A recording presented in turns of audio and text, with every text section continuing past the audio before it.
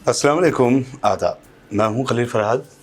Telangana election 30 नवंबर को होने हैं और 3 दिसंबर 2023 को इस बात का नतीजा आ जाएगा कि रियासत के इख्तिदार पर कौन काबिज होगा। क्या केसीआर जीत के हैट्रिक लगाएंगे या कांग्रेस पहली मर्तबा तेलंगाना में सरकार बनाएगी। इन सब बातों के दरमियान एक रिपोर्ट सामने आई है कि तेलंगाना में केसीआर को हराने के लिए दिल्ली की तर्ज पर जाल बिछाया जा रहा है। क्या ये जाल इतना मजबूत होगा कि केसीआर इसमें फंसकर रह जाएंगे, या ये जाल केसीआर के लिए एक मकड़ी के जाले जैसा साबित होगा जिसको फाड़कर केसीआर फिर एक मर्तबा तेलंगाना में हुकूमत बनाएंगे। आज इसी पर बात करेंगे और जानेंगे कांग्रेस के इस जाल के बारे में, जो पॉलिटिकल एक्सपर्ट्स के मुताबिक दिल्ली के केजरीवाल का फॉर्मूला है जिसे बीजेपी और कांग्रेस ने तैयार किया है। तेलंगाना असेंबली इलेक्शन अब काफी दिलचस्प हो गया है। बीआरएस सरबराह और सीएम केसीआर पहली मर्तबा 2 असेंबली सीटों से इलेक्शन में उतरने वाले हैं और दोनों सीटों पर अपोजिशन के कद्दावर लीडरों ने उन्हें घेरने का फैसला किया है। तेलंगाना के सीएम के चंद्रशेखर राव 2 असेंबली हलकों गजवेल और कामारेड्डी से इलेक्शन लड़ेंगे। गजवेल में उनके मुकाबले में बीजेपी के लीडर इटेला राजेंद्र ने उनके खिलाफ मैदान में उतरने का फैसला किया है, तो वहीं कामारेड्डी में कांग्रेस के रियासती सदर रेवंत रेड्डी ने सीएम केसीआर को चैलेंज करने का ऐलान किया है। बीजेपी लीडर इटेला राजेंद्र पहले केसीआर के करीबी रह चुके हैं, जबकि रेवंत रेड्डी ने गुज़िश्ता कई महीनों से हुकूमत के खिलाफ मोर्चा खोल रखा है। अब सवाल ये उठता है कि अपोजिशन के बड़े लीडरों ने नाकाबिल शिकस्त केसीआर के खिलाफ इलेक्शन लड़ने का फैसला क्यों किया? क्या इसके पीछे कोई जाल बुना गया है? तेलंगाना के साल 2023 के इस इलेक्शन में याद किया जा रहा है साल 2013 का दिल्ली असेंबली इलेक्शन, जिसमें अरविंद केजरीवाल ने अपनी नई आम आदमी पार्टी को ऐसे ही प्लानिंग से दिल्ली की गद्दी तक पहुंचा दिया था। 2013 के असेंबली इलेक्शन में खुद अरविंद केजरीवाल नई दिल्ली सीट से 3 मर्तबा की सीएम रही शीला दीक्षित के खिलाफ उतरे। पहले इलेक्शन में ही उन्होंने शीला दीक्षित को हरा दिया, मगर उनकी पार्टी को 28 सीटें मिली थी। बाद में उन्होंने कांग्रेस के 8 एमएलए की हिमायत से हुकूमत भी बनाई। इसके बाद 2014 में असेंबली डिसॉल्व कर दी गई, यानी असेंबली तहलील कर दी गई और इसके मिड टर्म इलेक्शन यानी वस्त मुद्दती इंतखाबात हुए, जिसमें आम आदमी पार्टी ने 67 यानी 66 सीटों पर शानदार जीत दर्ज की थी। शीला दीक्षित के खिलाफ इलेक्शन लड़ने और जीतने के बाद आम आदमी पार्टी का ग्राफ तेजी से बढ़ गया। अब बीजेपी लीडर इटेला राजेंद्र और कांग्रेस प्रेसिडेंट रेवंत रेड्डी ने केजरीवाल के फॉर्मूले को केसीआर के खिलाफ आजमाया है। दोनों कद्दावर लीडरों के एक दूसरे के सामने आने से केसीआर को दोनों सीटों पर कड़ी टक्कर मिलने की उम्मीद जाहिर की जा रही है। ऐसे में सवाल ये भी उठता है कि केसीआर को घेरने की कांग्रेस और बीजेपी की कोशिश कामयाब होगी या उनका ये प्लान टाई टाई फिश हो जाएगा। दरअसल गजवेल असेंबली सीट पर के चंद्रशेखर राव गुज़िश्ता 2 इलेक्शन में अपनी सियासी ताकत बता चुके हैं। साल 2014 और फिर साल 2018 के असेंबली इलेक्शन वो भारी वोटों से यहाँ जीत दर्ज कर चुके हैं।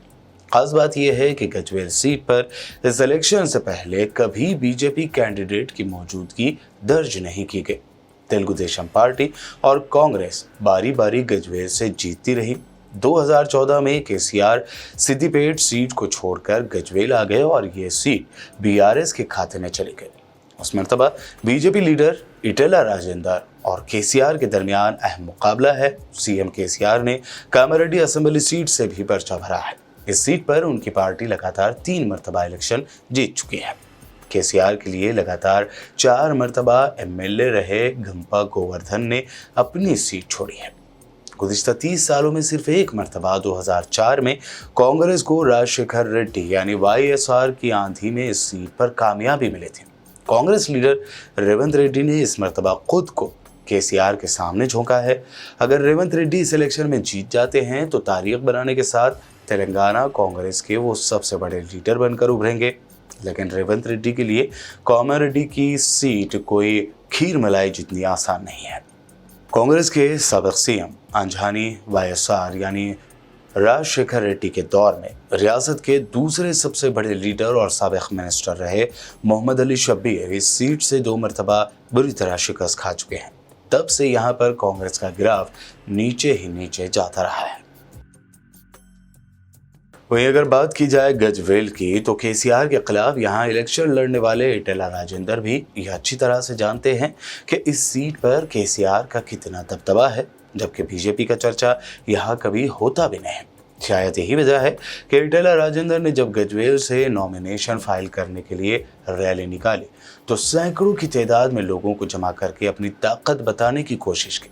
लेकिन क्या ये सैकड़ों की भीड़ इकट्ठा कर लेने से ईटेला राजेंद्र ये समझ बैठे हैं कि गजवेल में वो नाकाबिल शिकस्त केसीआर के खिलाफ आसानी से जीत जाएंगे? इस बात का अंदाज़ा इसी से लगाया जा सकता है कि गजवेल में एक अंदाजे के मुताबिक वोटरों की तादाद 2,51,000 से ज़ायद है। ऐसे में जब सीएम केसीआर ने 2014 का इलेक्शन 20,000 वोटों से जीता था, जबकि 2018 के इलेक्शन में उन्होंने रिकॉर्ड 50,000 से ज़ायद वोटों से जीत दर्ज करते हुए अपना दबदबा कायम किया था। वहीं गजवेल में मुदिराज वोटरों की तादाद करीब 40,000 बताई जाती है। ईटेला राजेंद्र का गजवेल से केसीआर के खिलाफ मैदान में उतरने के पीछे उनकी ये उम्मीद भी है उन्हें उनकी कम्युनिटी मुदिराज से काफ़ी सपोर्ट मिलेगा। ताहम पॉलिटिकल एक्सपर्ट्स का मानना है कि ईटेला राजेंद्र को मुदिराज कम्युनिटी का वोट मिलना काफ़ी मुश्किल है और उनके वोटों का पोलराइजेशन भी काफ़ी मुश्किल है, क्योंकि सीएम केसीआर की रईतु बंधु स्कीम का सबसे ज़्यादा फायदा इसी कम्युनिटी को मिला है। गजवेल कॉन्स्टिट्यूंसी में गुज़िश्ता 9 सालों के दौरान काफ़ी तरक्की हुई है और इसका सहरा केसीआर को जाता है, जिन्होंने गजवेल के अर्बन और रूरल दोनों इलाकों में इंफ्रास्ट्रक्चर बशमूल पीने के पानी की सहूलियात को गैर मामूली तौर पर बेहतर किया है। बीजेपी को गजवेल की माइनॉरिटीज़ आबादी से सपोर्ट मिलने की उम्मीद नहीं है।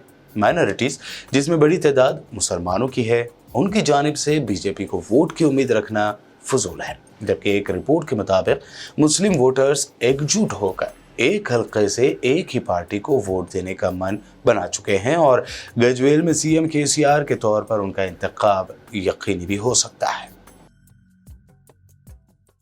कामारेड्डी और गजवेल ये 2 कॉन्स्टिट्यूंसी तेलंगाना के कद्दावर लीडरों के लिए आने वाले वक्त में जंग का मैदान बनने वाले हैं। अब रही बात केसीआर को हराने के लिए बीजेपी और कांग्रेस की मनसूबाबंदी या प्लानिंग की, तो इसमें ये कितना कामयाब होंगे ये 3 दिसंबर को पता चल जाएगा। कमेंट करके हमें अपनी राय इस बारे में ज़रूर दें और देखते रहिए बीपीएन चैनल।